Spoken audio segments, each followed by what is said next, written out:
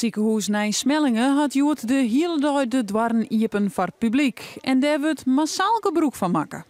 We zijn naar de live operatiekamer geweest. De koers de live operaties in. En we gaan naar de radiologie. En naar de spoedeisende hulpkoers en onderzoek doen. Zeg maar wat de patiënt hier. Alleen nog dat weet heel druk, dus dat kon net. Je mag je een beetje vrij bestellen, want dan weet je echt wat je doet. En dan je een keer met je zeker praten dat je dat een beetje begrijpt al. Dus daarvoor ben je.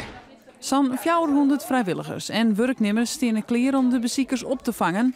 De Iependooi is tegenwichtig voor Nijsmellingen. Dit is dé gelegenheid om op een laagdrempelige manier gewoon kennis te maken met ons ziekenhuis.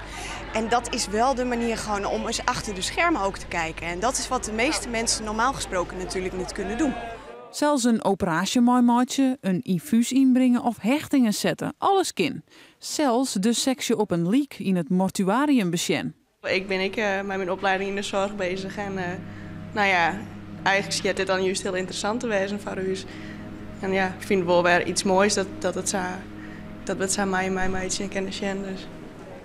Gewoon bezoekers komen net alleen nog om het ziekenhuis te besjen. Zij zorgen er ook een toekomst. De volgende jaar wil ik heel graag verpleeg kunnen studeren en ik in het ziekenhuis wil werken. Joran, dus we wisten er nog wat meer van. Ja, ik vind het heel interessant en leuk.